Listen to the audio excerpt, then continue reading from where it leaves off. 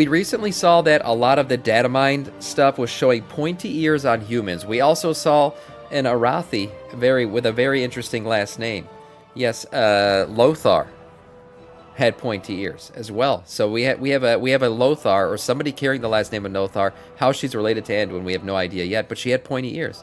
And now we see there was Kaltirian customizations with pointy ears. Are we getting half-elf humans? Would they be playable on the Horde? Let's see what Doran, the Truth Teller, has to say. So these new light humans appear to be half-elves, and they have elven ears on human models. They're calling the light crystal that they see as the son of the zone Beledar, which sounds very similar to Belore, and if you may have heard Anu Belore de Lana, you might know it means the sun guides us, because Belore means sun in the elven language. Beledar sounds like another ship name mixed with the word Belore. They're riding lynxes that they might have brought from Quota Las, and you might know the elven reunion is happening at midnight. Could these be a half-elven kingdom we never knew existed that was exiled because these humans mixed with the elves? Seeing that they have no affiliation. Muggle humans. Yeah, we do know there is a lot of human and elf interaction, so to say, or should I mean, intercourse, whatever you want to call it, in the past. It's happened a lot.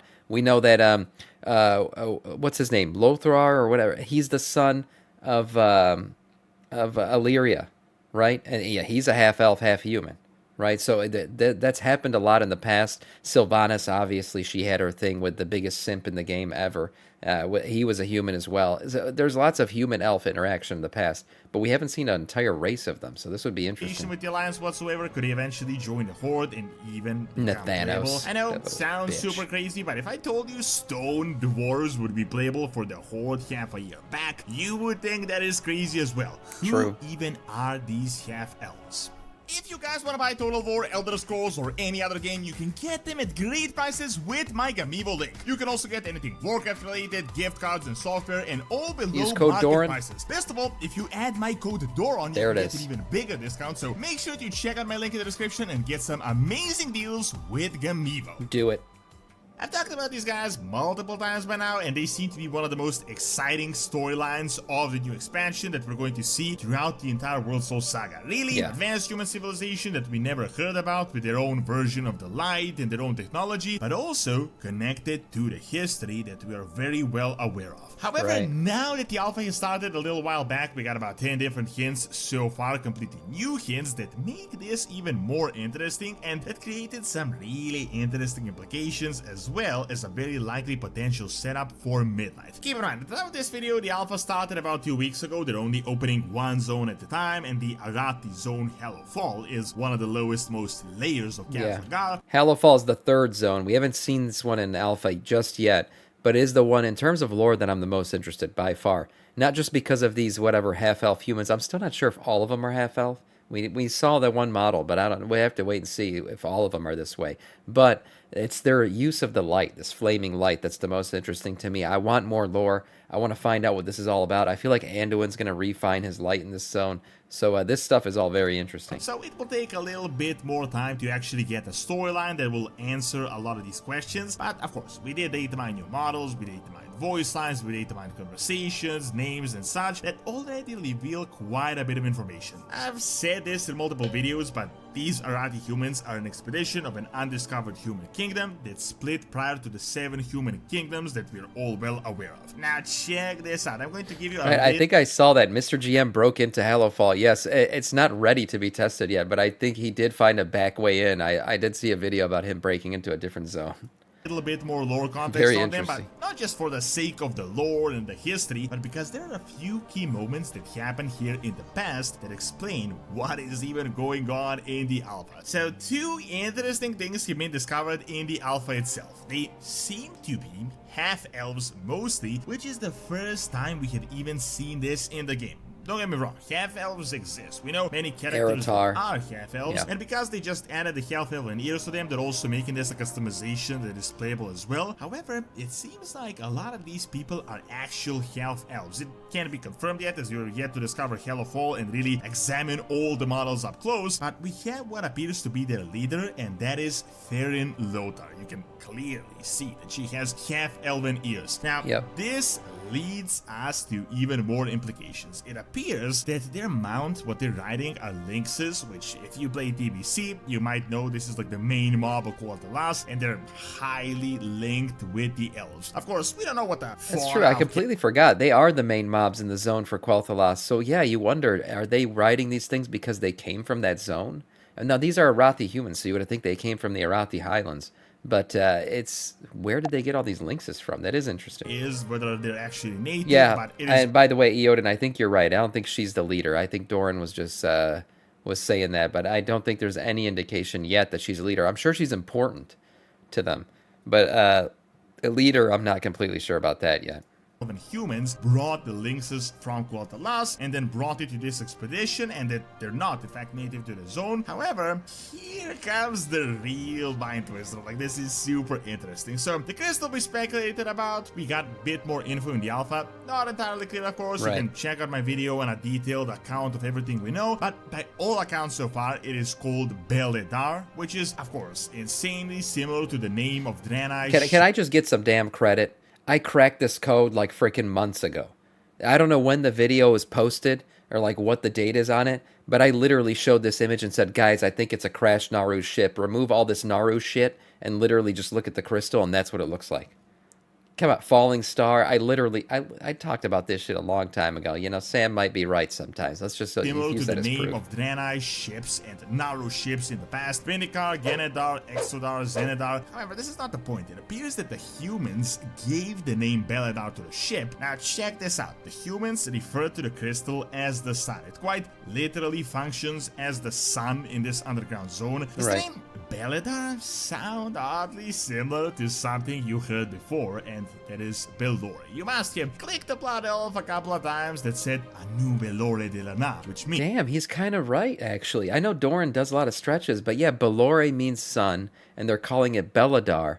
You know, Bellular? Huh? Could Bellular be in the crystal? Yeah, I don't know. But no, it doesn't seem like that far of a stretch, actually, for Doran here to actually say that maybe they called it that because they see it as a sun, and Belore is the old word for sun in Elven. Means the sun guides us. Why would humans name the sun Beledar? That brings us to the question: if it is a Naru ship with its own Naru name, it wouldn't be called an Elven name. But I actually think it is a mix of both. Maybe the original name was difficult for them to pronounce, so they just added Belore to the ship name as they saw it as the sun. Naming conventions for Naru ships almost always fit the exact same pattern: Exodar, Genedar, Zenedar, Mekanar, Vindikar. So it seems to quite literally be a mix between some Naru ship name and Belore, hence Beledar. However, that is of course just one of the hints. As I said, what appears to be the leader of these humans is named Ferin Lothar. Does this sound like a little guy you might know from the past? Anduin Lothar, one of the main heroes of the Alliance, who was also known as one of the last of the Arathi bloodline, of the original Arathi bloodline. Why does this relatively young character go by Lothar? Could she be an actual daughter we never knew Anduin Lothar had that discovered this kingdom? Yeah, people were commenting on this in one of the videos where I talked about her. I don't think she, you know, after everyone said it, probably timeline-wise, it wouldn't make sense for her to be his daughter, looking at her age, how she looks, and how young she is. But she could be like a granddaughter or some other, you know, related relative to him. Yeah. Loktarogar, yes. And took leadership. It's all or related. Is this just a separate ruling family that left that also goes by Lothar? Check out the lore that we know. Some nearly 3k years ago, the humans united under the Arathi Empire, and their most famous endeavor was the Troll Wars against the Amani, where they united together with High Elves, who then subsequently taught the humans magic. Eventually, over 1,000 years later, this Arathi Empire would split into the 7 kingdoms you definitely know of. Lord. Yeah, so a common ancestor. Yeah, thousands of years before the Lothar that we know. Okay, so that makes sense. So from the same bloodline, but not descended from him, because he technically he wouldn't have been alive yet by the time that this Arathi or these Hallowfall people broke off from the Arathi. Delaran, Altera, getting the timeline straight. Stormwind, and Stromgarde. warcraft. Now, these Arathi guys had apparently split before this official split, and they founded a new kingdom beyond the sea. From this new kingdom that could potentially be on Evaloran, a group of paladins, of uber paladins, of light fanatics got a vision of a falling star around Kazlagar, and now here we are. No news, however, on the main kingdom though, whether it exists or not, or whether it was destroyed, and these are the only guys that remain. We literally know nothing at the time. Previously, I stated that this split could have happened even prior or during the Troll Wars, but seeing that they're using Elven words, Elven language, they're lightning lynxes, they're half Elven, it is very likely this happened after the Troll Wars. This split could also be very interesting as to why it actually happened. The official Arathi Empire remained in Stromgarde, and it is said that one of the last Arathi was Andrin Lothar, and it is very likely that these Arathi humans are a part of the original ruling family, potentially a brother of the... By the way, these armor sets, I mean, I felt bad for paladins maybe from their tier set, but damn, I mean, that's one of the best looking plate sets I've ever seen. And paladins can wear that rather than their tier sets. I don't feel too bad for them. Potentially a brother of the Emperor in the ancient past. The calling of the light would be a good explanation onto why they split, but as I said, this split happened after the new kingdom was founded across the sea. This across the sea kingdom must be far away from the eastern kingdoms, as we never ran into them. No one ever mentioned these guys existing, which means they must be on some type of an inaccessible continent. Otherwise, we would of course get traders, visitors, alliances. Like, we would have definitely heard about these guys by now. What if, for example, the Arathi Empire humans didn't like the fact that these guys were mixing so closely with the elves, so they exiled them because they were half elves, and that is why they decided to leave the continent? Maybe there was a civil war that happened a few thousand years ago that also played a role in this. I do think the half-elven theory could be very likely. I mean, remember, despite the elves and Eritar, being I was expecting, honestly, in this expansion that Eritar was going to get a new model. He still hasn't gotten one yet. He's just a typical, you could make him. He literally looks like just a regular blood elf with regular blood elf, looks and stuff. And then he's got the Paladin Judgment set on.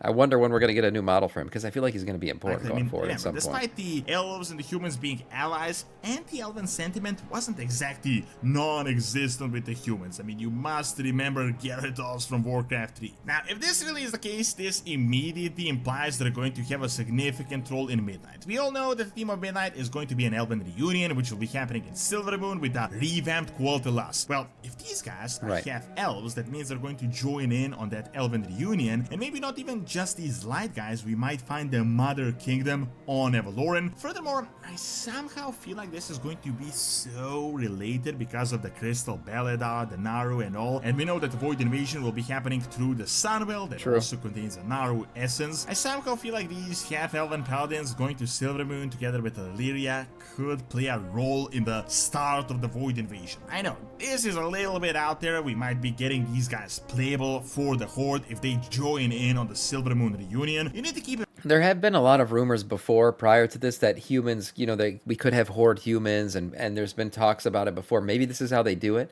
You just put pointy ears on them, and that's your distinction. Oh, these are a different race of humans, a subhuman race, basically, and now that you can play them on the Horde. Maybe.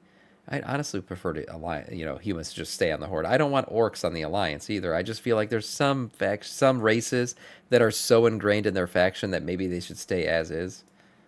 These guys have zero affiliation with the Alliance or the Horde. They split thousands of years before the Alliance even became a thing, so the Blood Elves and the humans are really the same thing to them, especially if they are half-elves. They have no connection with Stormwind whatsoever. The first Alliance of Lordaeron was an incredibly recent thing, and the last time they were in Eastern Kingdoms, I mean, Qualtelas and the Arathi Empire were allies that were sort of united. Of course, I'm not sure how popular this option would be, but if I told you the Horde would be playing Stone Dwarves half a year ago, everyone would think I was just crazy with speculations and that it just sounds super ridiculous. Of course. Yeah, I would have thought that too. The dwarves on the once the Horde got dwarves, because I saw like dwarves and humans to be very much tied to the Alliance. So once the Horde got dwarves, I was like, okay, we're just opening it all up now. Yeah, then that it just sounds possible. Super ridiculous. Of course, it is still too early to speculate this far into Midnight, but seriously, with the setup on the half-elven humans, Naru, Light, and the Crystal, this could seriously be one of the best pieces of the lore we are going to get. We're probably going to learn a lot about the Light from them. They might be wielding a new form of light that is not predatory as the one we had seen. I think they are. They seem to be much more than just side characters set for a single patch that are just going to remain in this expansion. Thank you for watching. Check out how I'm doing because I'm on the live by clicking on the screen, and check out my video on ancient Greek qualities in Spain by clicking on the screen as well. See you next time. What is up, Egg? Yes, great video. Look, I think it could happen. As I said before, humans coming to the Horde has been kind of a topic of conversation, and this is an easy way for them to do it, right? Just say, okay, we got these half-elf humans. If you ever wanted to play with the aesthetic or the look of a human, well, here you go. You can play on a Horde human half-elf now. Great video from Doran. Honestly, not too speculative. Hey, you never know. Could happen.